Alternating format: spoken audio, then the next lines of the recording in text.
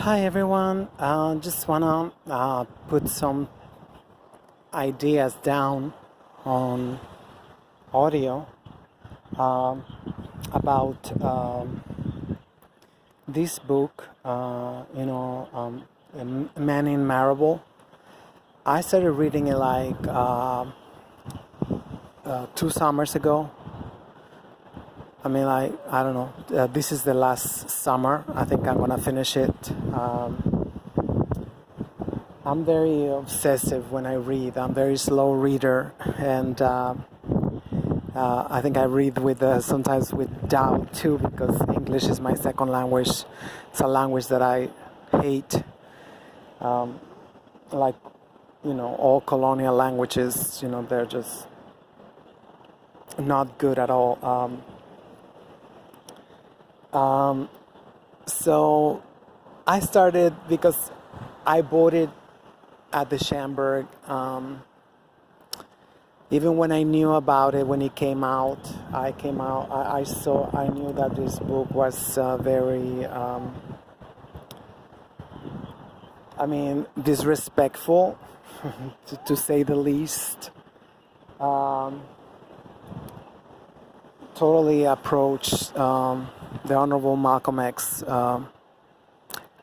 legacy very disrespectfully, calling also the Nation of Islam cult, a sect. Because I guess only white people can have religions and black people can only have cults and sects and fanatism and stuff. So, but at first I thought this was like, I don't think there's a lot of accidents. I don't believe in accidents. Let me show you where I'm at. I'm at the beach. I just want to show you a little bit. I cannot show you. I'm on top of. They put like millions and millions of dollars on this beach after Hurricane Sandy. I'm in the Rockaways, 149th Street, and Pachamama said, take that shit out. So I don't know if you can see. It's like a slice of cake. I hope it don't take me under, But especially the ocean, Yemaya and Oshun, they do their thing, and they really don't care about us. The tides right now are pretty low. As you can see, people are standing in the sand, and they are far away in the ocean. So. I'm just very frustrated. I've been reading in the subway. I've been reading in the bus. I just like. I find it very, very shocking. Especially just the way that he handled this, which to me it's very sacred. This is very sacred because talking about.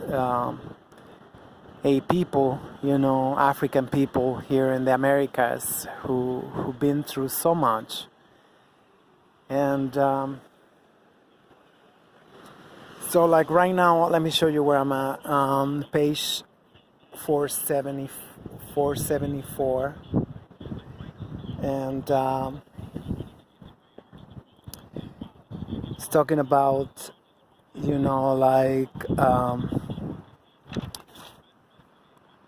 many murders that was happening after the Honorable Malcolm X assassination, and that apparently they have nothing to do with his assassination, but I can only imagine people can be silenced for so long. People can be silenced for so long, and I imagine the FBI and the police, the NYPD and the New Jersey police, which was like basically the main actors. of this assassination, and it's just crazy, you know, how these people who apparently had nothing to do with oh great, now I cannot turn it. Anyway, I cannot flip the camera. Yeah, because I'm not live streaming, so I don't know if you can see me. But we'll see what come out because I cannot flip it to see me. But it was like so many murders, so many murders that I'm thinking about. You know, was Miss Betty Shabazz, was she murdered too? You know. That's something that, by the way, you know, I learned last year that Manning Marable, the writer, committed suicide too. And as you can see, the first thing you notice is right here in the corner, this badge of honor saying that's a Pulitzer Prize winner book. So it's just that, I mean, as I'm reading this, I mean, you know, Manning Marable committed suicide. Miss Betty Shabazz died from injuries, from what's it called? They're supposed to have the 12 o'clock mix. Bullshit. They ain't having no mix. So they said that one of her grandchildren, which I mean, I'm wondering, his name was Malcolm too. I mean, I'm wondering if he was the one who got assassinated in my home country, in Mexico, not too long ago. Supposedly, they went out for drinks in Plaza Garibaldi, which is a very populous, you know, square where you can hire mariachi bands to serenade you, and you know, you feel like you're in heaven. It's apotheosis, I don't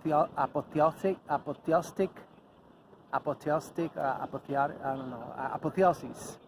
You know, where you know, where we become gods. So this thing, these centers, these cultural centers, where you can just hire a mariachi band and take you, you know, to other dimensions.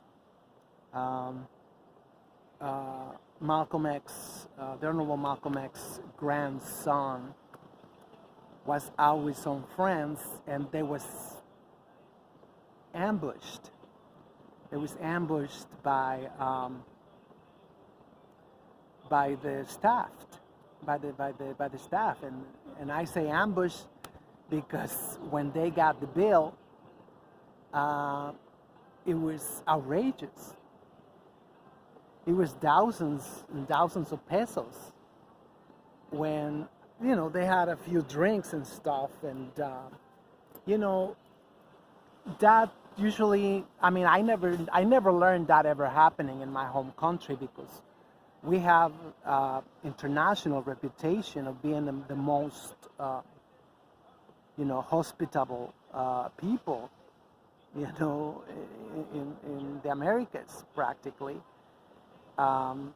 So, you know, if we see, you know, college students and stuff, I mean, you know, unless they're white and they're, you know, they're racist and they're like whatever, then, you know, I can understand that, you know, but I don't see that in my home country, especially, I'm sure he was very tall, just like his grandfather. So, most of us Mexican, we believe it's like, oh, basketball player, some basketball star player, get his autograph, and stuff like that, because, there's no there's no African people in the media. There's no African people on television. Um, there's barely African people in the United States television, And they got into a fight, and long story short, he got shot and killed in Mexico City. So, so I'm talking about, a whole bunch of people who was assassinated, even up until the 70s. Even in the 70s, and these, suspicious, sometimes, there was like a mafia style, and they say that was because, in Jersey, the temple, the mosque, was dealing, but they knew how to deal with the gangs. Come on, they've been doing it for a while. It's not like it's gonna be like even the Nation of Islam dealt with the so-called gangs, because everything that's not white is a gang. In LA, after Nipsey Hussle, funeral. So it was handled by the Nation of Islam, and it was very peaceful. It was very it was no retaliation. So it's bullshit that it was like, some of them died from, you know, um, I mean, I don't know. I don't know. So I'm thinking now, perhaps, Manning Marable might be a hero. I know there have been at least 4 books written to correct, some of the, you know, inaccuracies and what's it called, slanderers and whatnot, oh, it's a fly already. They bite so hard. So,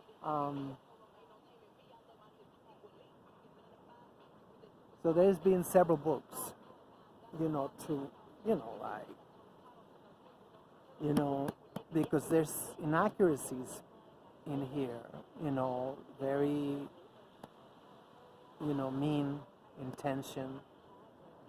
Um, so there, but, it's kind of like,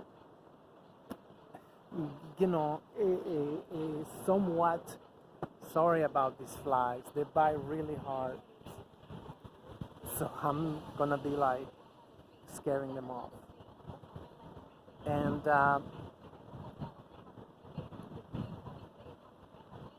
so I heard that Manning Marable committed suicide the day his book came out. So that made me wonder, like,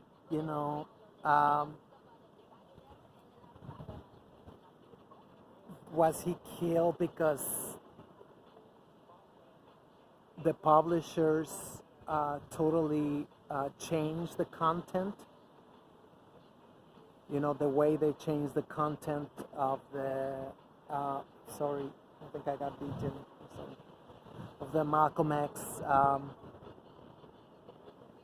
autobiography.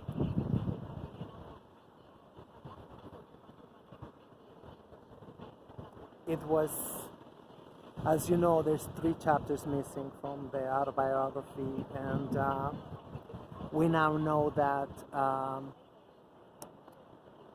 the writer, I keep forgetting his name, sometimes it just goes away. the so-called writer of the book Roots, which was made into a hit TV series, which it turned out it was plagiarism, and it was intended for African Americans to identify as slaves and to say, well, this is where your history starts, you know, in slavery. So it was sort of propaganda. So obviously he took 3 chapters out, and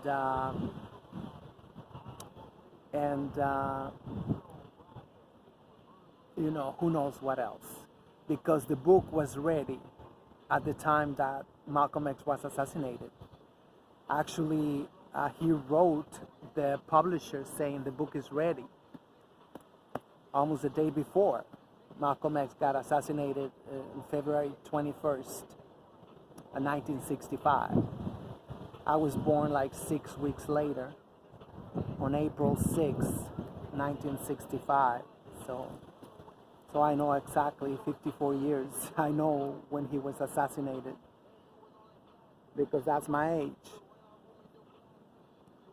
That's my age. So it's just like, I guess I don't know, like the first batch of Generation X. So, so yeah, he committed suicide. I mean, because probably they knew he was gonna speak up and gonna say that this is not what I wrote. This is not the book that I wrote. There's a lot of contradictions, you know. At first, you know, if you're gonna read it, and if you're not a good reader, I recommend you only to read the second half, because that's when it starts getting funky like that, like, you know, funky smelling. So it's just the way he talked about, you know, his own people. I mean, I know it's supposed to be, you know, it's called coonery, it's called whatever, but at times in the book there's severe contradictions to that. There's severe contradictions to that. I mean, like, I get really angry. At times I write insults to the writer, but, you know, in the same page, I don't know if you can see it. I'm in the train, I'm like fuming. And in the same page, he attacked,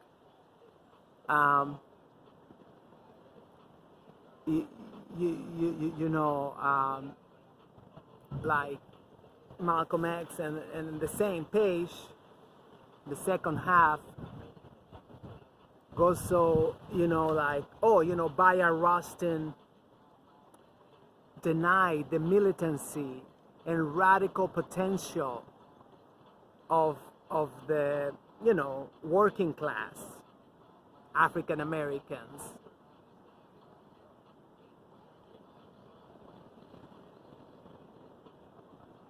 You know, and you know, why he's gonna say that for, you know? Why is he gonna say that? Oh, he denied the what's it called, the effectiveness of black nationalism. So it is just go back and forth, you know, driving you crazy, you know. In the same page, you know, he called him, you know, whatever. The same, and then he goes on to, like, one of the things that, you know, I'm talking about towards the end, talking about Miss Betty Shabazz, and accusing her of being bourgeois. So I knew, besides the book, I knew Miss Betty Shabazz. She was very vocal against the FBI and against, you know, she knew. You know, I would think, you know, as the wife, you know, people will come to her because they knew she was hungry for closure and she was hungry for peace of mind. She was hungry for those things. So she knew a lot. And I would not put it past these Neanderthals that they would burn her house. You know, the same way they keep saying that the Honorable Malcolm X burned his own house just days before he got assassinated here in Queens, in Forest Hills. So the same Neanderthals saying that it was one of her granddaughters who burned down the house where Miss Betty Shabazz was at. She got like dirt and 4-degree burns. She died from that fire. So what is to say to me that she wasn't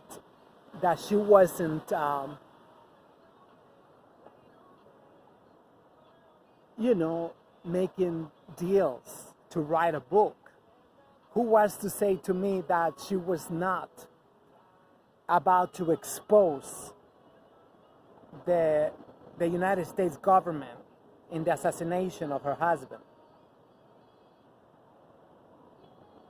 This is very suspicious. And he don't talk about nobody else getting burned except Miss Betty Shabazz. She got burned. You know, according to the book, by her own grandchild. And he don't say how. I was in a house fire. One of my baby cousins, she was heating up, warming some milk for the youngest baby in the house. And she picked up we know exactly what happened. You know, it's easy because, you know, she said it. You know, she picked up the pot with a rag. The rag caught on fire. She got scared. She didn't know what to do with the rag, and she threw it in the closet. She threw it in the closet. Of course, you know, unfortunately, there was some oxygen going in the closet. So, let me see if I can put it up a little bit farther. So,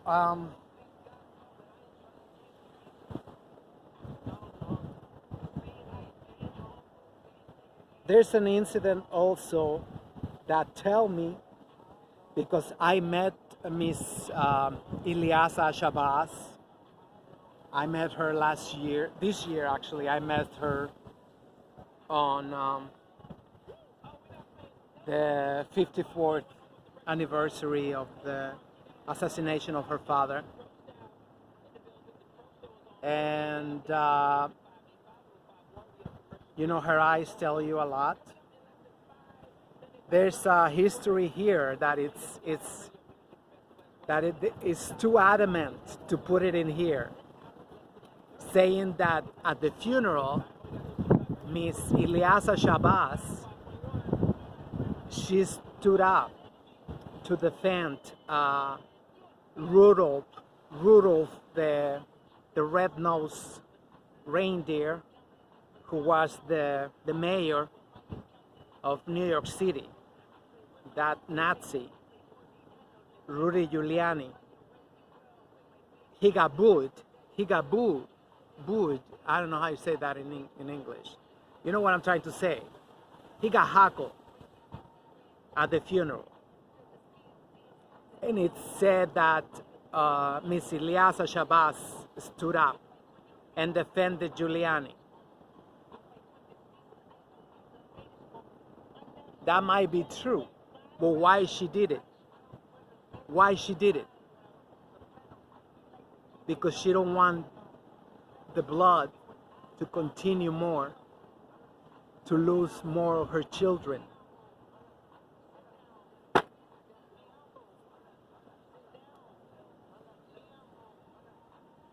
You got to think about these things. You got to think about these things. This is not the Miss Ilyasa Shabazz that I met this year at her father's 54th memorial. So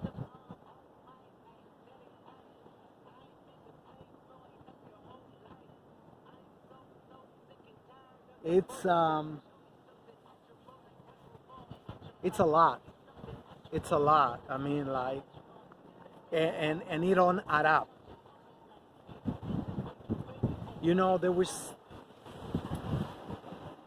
let me see how many, hundreds, I mean thousands and thousands. I'm talking about the funeral of the Honorable Malcolm X was on February 24th.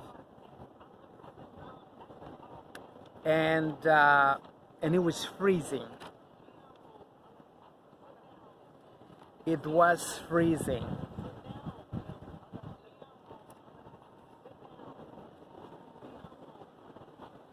And oh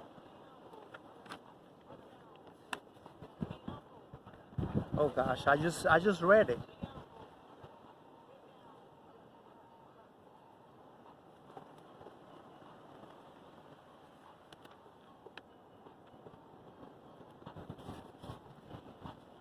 Why can I remember that? How many?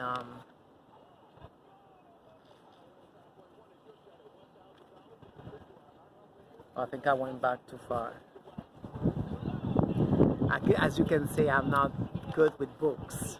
I'm like, I'm not an avid reader. You know, they even had to fight because strategically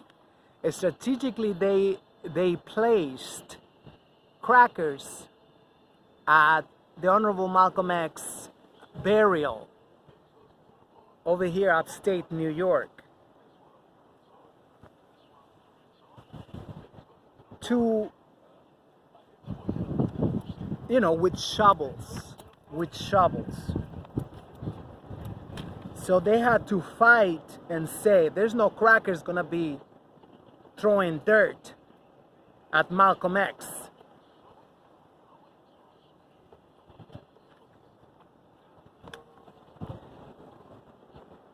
So another thing is like Miss Ella, you know, Collins, Honorable Malcolm X's sister, you know, she gets put in here. You gotta read it. It's like, you can tell they hated her. They hated Ella, and they put her, oh, she had a horrible ending.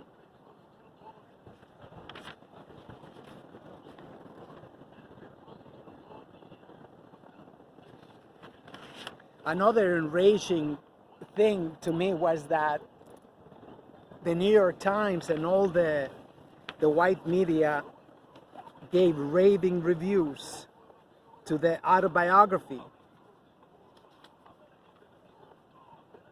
when you know, throughout his life they was his worst enemies. I mean, they wrote despicable things, you know. It's just like, it's like typical sociopathic cracker shit that you find. They are like laughing at every turn in this book. I'm not gonna say that I know them very well, you know, but I kind of know their MO.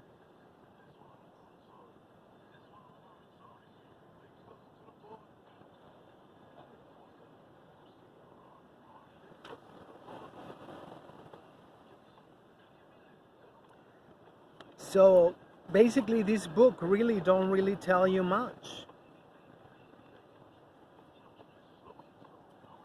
I mean, whatever it tell, it's only, it points at things, but I mean, at this point in the reading, there's no doubt in my mind that this was tampered. This was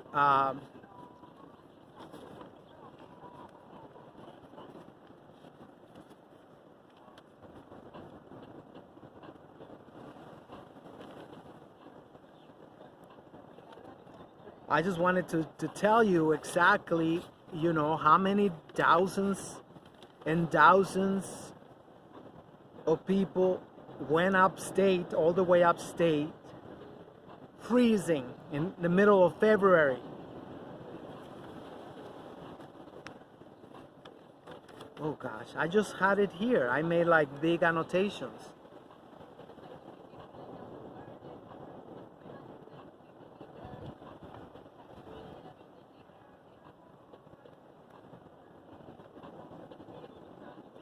You know, there's another empathetic statement.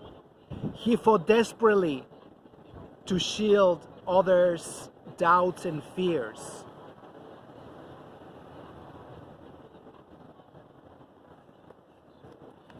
I mean, like,